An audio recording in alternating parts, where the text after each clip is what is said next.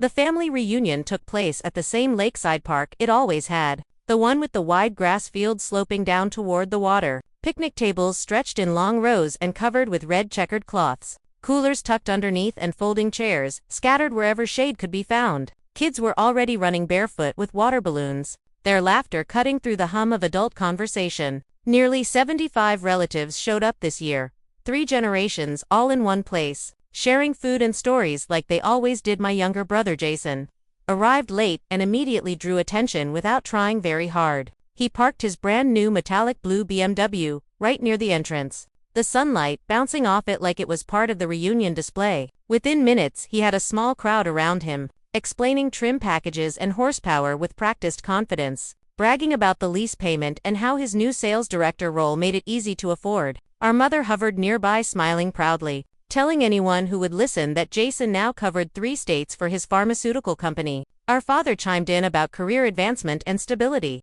Their pride was loud and unmistakably stood in line at the buffet, filling my plate with potato salad and grilled chicken, listening to Jason out of habit more than interest. This was how reunions always went. Jason presenting evidence of success, our parents glowing, and me quietly existing on the sidelines as the older sister who had chosen a less traditional path. My plate was nearly full when Aunt Linda stepped up beside me, loading her plate with coleslaw. She was my father's younger sister, a management consultant who lived out of airports and hotels. One of the few people in the family who understood my world. She smiled warmly and said my name, telling me it had been too long since she last saw me, then casually asked how the $890,000 consulting contract was going and whether it was nearing completion. The effect was instant and dramatic. Conversations around us stopped. Jason froze mid-sentence about engine specs. My parents turned from the dessert table with identical expressions of confusion. Someone dropped a fork. Our father demanded to know what contract she was talking about. Ty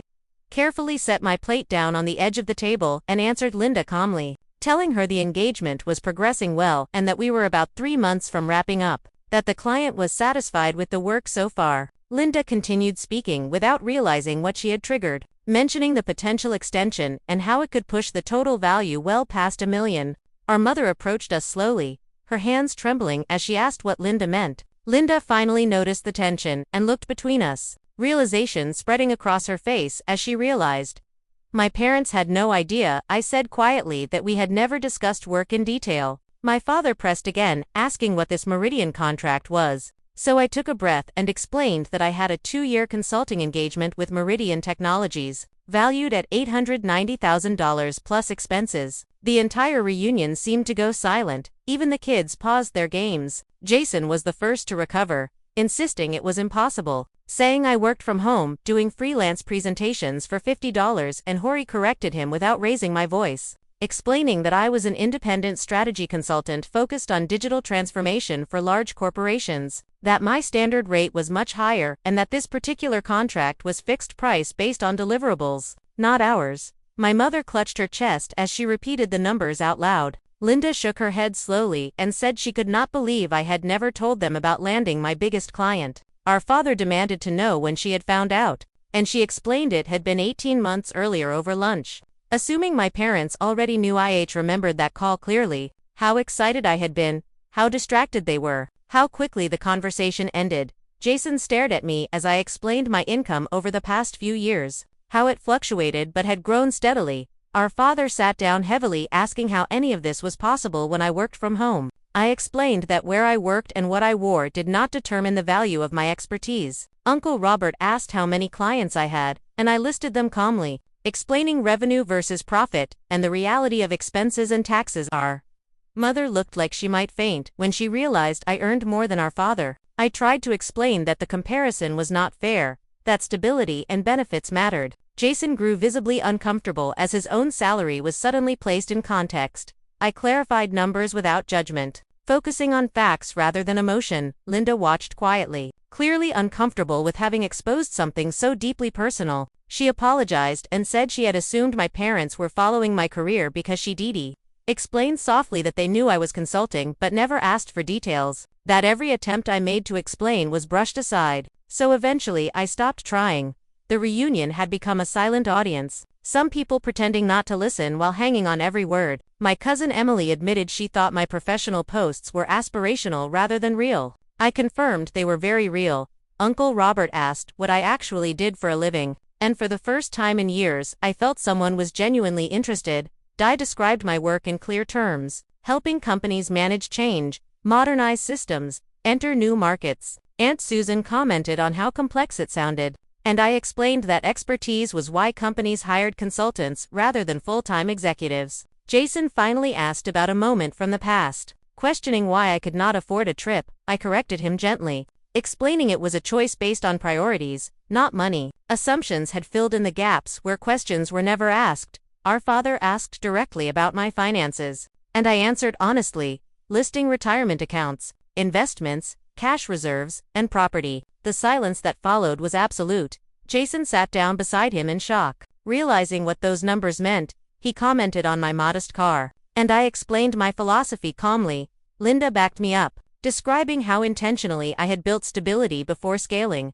Our mother asked how Linda knew all this, and Linda answered simply that she asked and listened. Our father finally asked why I never told them more, and I reminded him that I had tried, that his response had ended the conversation. Our mother cried quietly and apologized. Jason admitted his condescension and asked for forgiveness, which I gave. Uncle Robert asked about hiring me, and I declined politely due to capacity. Linda praised my business model, and our mother finally asked what my typical week looked like. The first genuine question she had ever asked about my work. I explained my schedule, the hours, the responsibility, the flexibility. Jason asked how I learned all this, and I described 5 years of deliberate effort, small clients, constant learning, reputation building. Linda emphasized networking and consistency. Our father admitted he had been wrong to discourage me, and our mother apologized again. I explained that I had not hidden success out of spite, but out of exhaustion. The reunion slowly resumed, but nothing felt the same. People approached me differently now, curiosity replacing dismissal. As the day wound down, Jason asked to talk privately. We walked toward the lake, and he admitted years of arrogance and insecurity, comparing appearances to reality. He asked if I could teach him how to build real wealth. I studied him carefully before agreeing, explaining discipline and sacrifice. We made plans to review his finances. Driving home later, I reflected on how nothing tangible had changed. My work continued, my contracts stood, my success existed regardless of recognition. Their realization was merely a footnote to a story I had already lived. The following week unfolded with an unfamiliar weight hanging over everything. Not heavy in a painful way, but dense like air before a storm. My phone buzzed constantly with messages from relatives who had never asked about my work before. Questions poured in disguised as casual curiosity. People wanted advice, reassurance, validation, and sometimes simply confirmation that what they heard was real. I answered politely but selectively, because part of maintaining balance was learning where to place boundaries. Something consulting had taught me early and painfully. My parents called more often too. Their tone cautious and gentle, like they were afraid of saying the wrong thing and reopening something fragile. When I visited them that weekend, the house felt the same yet entirely different. The familiar couch, where my father watched games, and the kitchen where my mother moved out of habit, now felt like a place where conversations paused before starting. We sat at the dining table drinking coffee, no television on, no distractions allowed. My mother finally said she had been replaying the reunion in her head, realizing how many moments she dismissed without understanding. She admitted she had assumed working from home meant instability, that if something truly important was happening, she would have noticed. She did not say it defensively but with sadness, like someone realizing they missed entire chapters of a book they claimed to love. My father listened quietly before speaking. He said he had equated sacrifice with visibility, long hours in hospitals, exhaustion worn like a badge. He admitted that because my effort did not look like his, he assumed it mattered less. That assumption embarrassed him now. He told me he had warned patients for decades not to judge symptoms without investigation, and yet had done exactly that with his own daughter. I told him I understood, that the world rewarded what it could see, and that invisible work often felt threatening to people who built identities around structure and hierarchy. Jason came over later that evening, noticeably quieter than usual. The confidence he wore at the reunion had been replaced by something more reflective. He admitted, the drive home that day had been brutal, every mile filled with comparisons he could not silence. He talked about debt anxiety, about the pressure to keep up appearances at work, about how his colleagues measured worth through cars and titles rather than freedom. He asked again if I would really help him, not as a favor but as a serious commitment. I agreed with one condition: honesty without ego. He nodded without hesitation. We spread his finances across the dining table the next night, statements printed and unfiltered. It was not disastrous, but it was fragile. Little margin, high obligations. Choices made for perception rather than security. I explained how wealth was built quietly through consistency, through resisting emotional spending, through time rather than intensity. He listened intently, occasionally rubbing his temples when reality hit harder than expected. But he did not retreat. That alone told me this time was different. I showed him projections, how small changes compounded, how freedom arrived slowly then, all at once. Meanwhile, my work continued uninterrupted. Meridian deadlines did not pause for family revelations. I spent long hours refining transition frameworks and preparing leadership workshops. The comfort I felt in structured complexity grounded me. Each completed deliverable reaffirmed that my path had not been accidental. Patterson scheduled an extension discussion, and Vertex requested an additional market analysis. Momentum built quietly the way it always had. Success rarely announced itself. It accumulated through reliability. I realized that while my family was just beginning to see me clearly, my clients had trusted me for years without spectacle. At another smaller family gathering a month later, the tone was unmistakably different. Conversations shifted when I entered rooms. Not with envy but with awareness. People listened more carefully. My opinions were sought rather than tolerated. I noticed how quickly respect followed understanding. Not because my value had changed, but because their framework had. My mother pulled me aside to say she had been reading about consulting, trying to understand the industry. She admitted it was humbling to realize how little she knew, and how confidently she had spoken anyway. I hugged her and told her curiosity mattered more than regret. Jason sold the BMW 3 months later. Not dramatically, but decisively. He chose a reliable used car and redirected the difference into savings and debt reduction. He told me the relief surprised him more than the downgrade. How peace replaced the constant anxiety of keeping up. Watching his shift reminded me that transformation was rarely about knowledge alone, but about identity. Letting go of who you pretended to be to make space for who you actually wanted to become. One evening after a long client call, I sat alone on my condo balcony watching the city lights flicker on, reflecting on how little my daily life had changed despite the upheaval within my family. My mornings still began with planning and intention. My evenings still ended with progress measured quietly. Recognition felt nice but unnecessary. I had built something resilient without applause. The reunion had simply turned a mirror toward a truth that existed long before it was acknowledged. And as the night settled, I felt no need to prove anything further, because the life I had designed continued to work exactly as intended. As summer moved forward, the shift inside the family did not fade the way novelty usually does. Instead, it settled into something quieter and more permanent. Phone calls no longer carried the careful politeness of people walking on thin ice. They carried curiosity and sometimes vulnerability. My mother started asking about projects not with suspicion but with interest. My father asked about decision-making rather than outcomes. Even extended relatives who once spoke over me now waited until I finished a sentence. It was subtle but unmistakable. Respect had replaced assumption. Jason became a regular presence in my life in a way he never had been before. Not just as a sibling but as someone actively trying to rewire his thinking. Every Sunday evening we reviewed budgets and goals. Sometimes those sessions were heavy, sometimes frustrating, but never superficial. He admitted how deeply status had shaped his choices, how exhausting it was to perform success rather than experience it. He talked about coworkers competing through lifestyle rather than competence, about how empty those comparisons felt now that he could see past them. At work, Meridian entered a critical phase. Leadership resistance surfaced as it often did when transformation became real rather than theoretical. Executives who had approved the strategy now hesitated at implementation, worried about risk and optics. These moments were why they hired consultants like me, not for plans but for clarity under pressure. I facilitated difficult conversations, translated fear into actionable steps, and reminded them of the cost of stagnation. When resistance softened into alignment, I felt the familiar satisfaction that came from solving problems. Few people saw, but everyone felt. My parents visited my condo for the first time in years. Not because they had never been invited, but because they never seemed interested before. My mother commented on how simple everything looked, not disappointed but surprised. She expected extravagance after the reunion revelations. Instead, she found intention. My father walked through my home office studying whiteboards and shelves of books. He asked thoughtful questions about methodology and client dynamics. It felt like meeting a new version of him, one who had traded certainty for curiosity. During dinner, my mother admitted she had always worried I would regret not following a more traditional path, that she feared instability more than unhappiness. She said seeing my life now challenged assumptions she did not know she held. I told her, fear was understandable but projection was dangerous. That fulfillment looked different depending on values. The conversation stayed calm and honest, not defensive, something we had rarely achieved before. And I realized that growth was happening on both sides.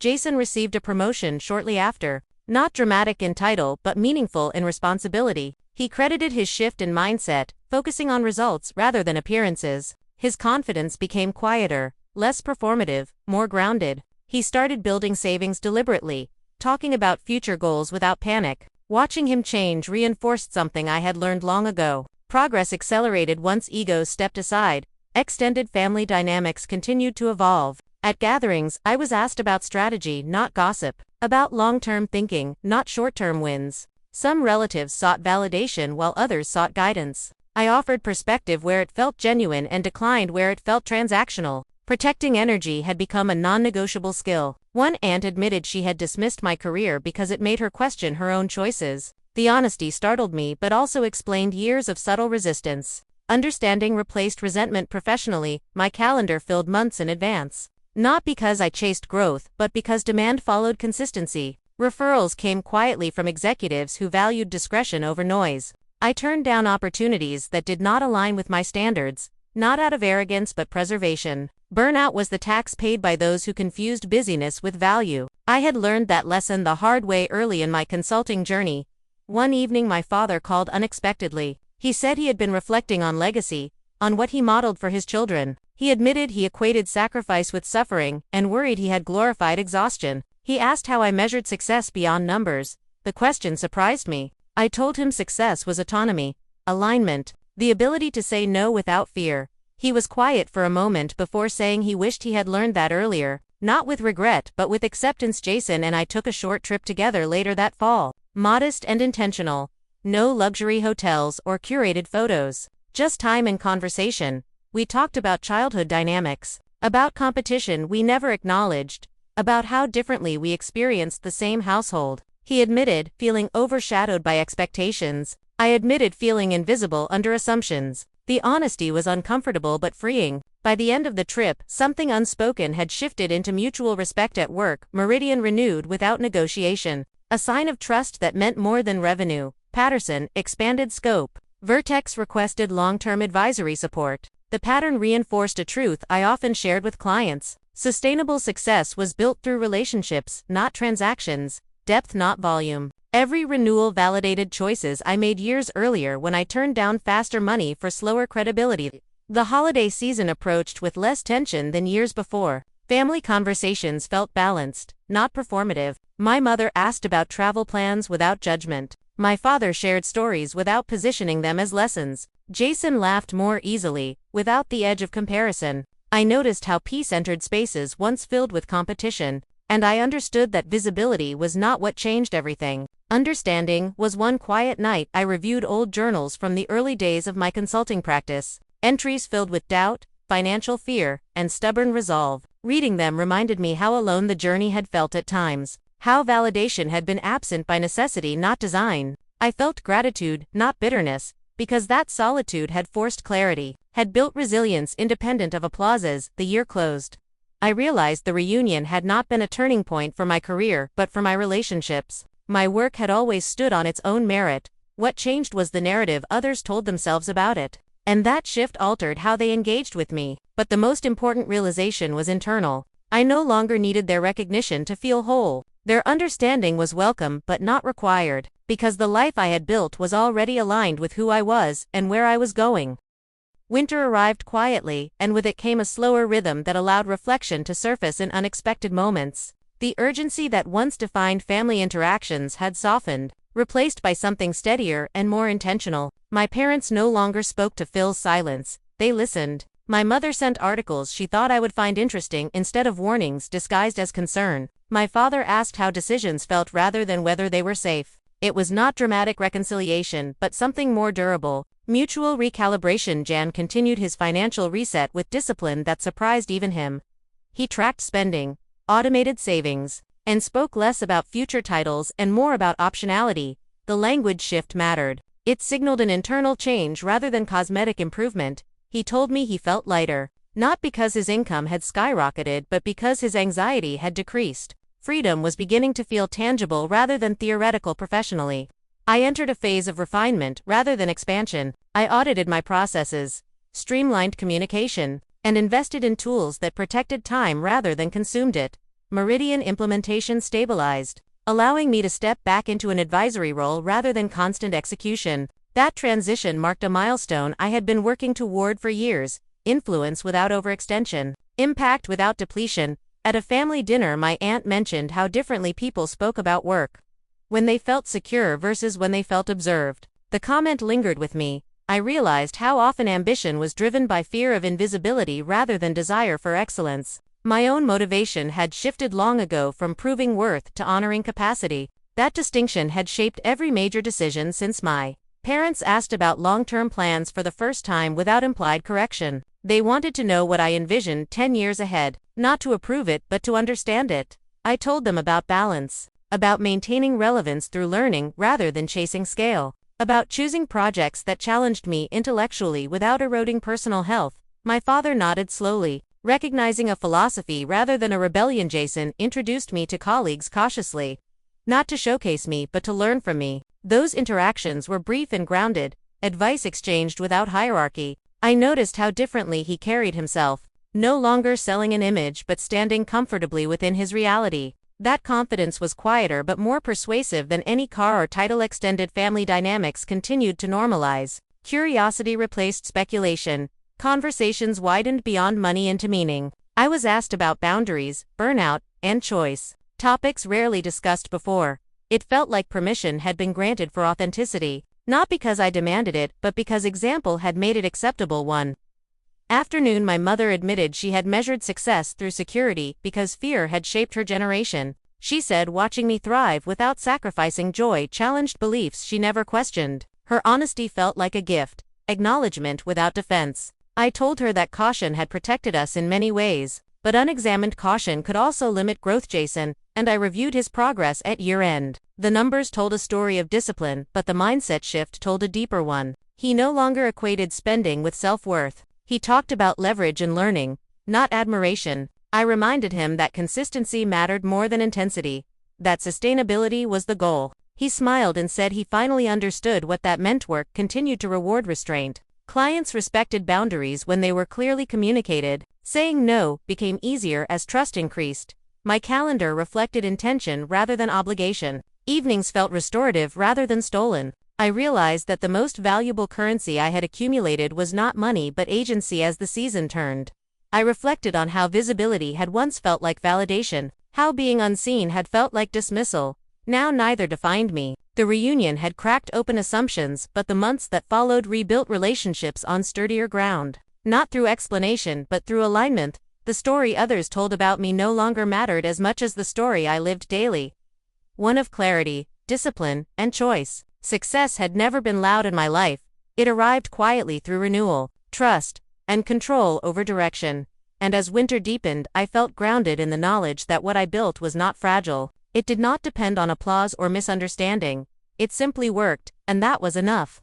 Spring returned with a sense of closure that did not feel final but complete, the kind that settles rather than ends. Life moved forward without the tension that once hovered at family gatherings. Conversations flowed without measuring or correcting. My parents spoke to me as an equal rather than a concern, not because of numbers but because trust had replaced assumption. They no longer tried to translate my choices into their framework. They allowed them to exist on their own terms. Jason continued building his life with steady intention. The urgency to impress faded completely, replaced by quiet confidence. He spoke about work challenges thoughtfully rather than defensively, focused on learning curves instead of optics. He thanked me once not for the spreadsheets or advice but for treating him like someone capable of change.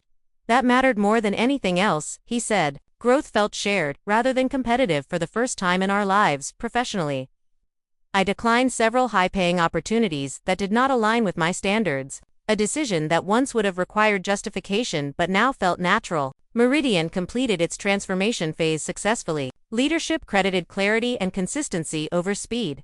Patterson results exceeded projections. Vertex expanded into new markets with measured confidence. The pattern reaffirmed what I had always believed. That real impact came from depth and trust, not scale or noise. At a family barbecue later that year, someone asked about the reunion as if it were a turning point. I smiled but said it was simply a moment of visibility. The work had been done long before that day. Recognition followed understanding, not effort. My mother nodded in agreement, adding that she now understood how much she once equated struggle with worth. She said, watching me choose ease without guilt taught her something she wished she had learned earlier. Jason and I walked by the lake where we once talked after the reunion. The water calm this time. No confessions needed, just shared presence. He talked about future plans without urgency, about flexibility rather than escape. I listened knowing that the most meaningful change was internal and irreversible. Once perspective shifted, there was no returning to performance. Content continued to live quietly, driving the same car, working from the same home office, structuring days with intention. Nothing outwardly dramatic changed, yet everything felt settled. The contrast between perception and reality no longer bothered me, because alignment had replaced explanation. The need to be understood had softened into a preference rather than a requirement. One evening, I reviewed old client testimonials and contract renewals, not for validation but for reflection.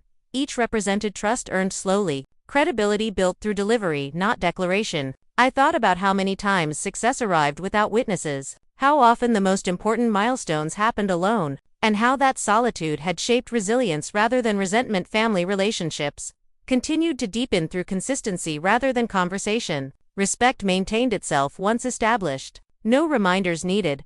I noticed how rarely money came up now, replaced by discussions about health, curiosity, and choice. The shift felt permanent because it was rooted in understanding rather than shock. As another year unfolded, I realized that the story was never about proving anyone wrong. It was about building something right, quietly, intentionally, and on my own terms. The reunion had simply revealed what already existed. My success did not begin when it was noticed, and it did not depend on continued acknowledgement. It existed because I built it deliberately and lived it daily. I parked my car at home one evening after a long but satisfying day, reviewed plans for the coming months, and felt a familiar calm. The life I created continued to support me exactly as designed, flexible, disciplined, and grounded in value rather than validation. My family now understood what had always been true, but whether they did or not no longer defined anything. I had built something real, and that reality spoke for itself.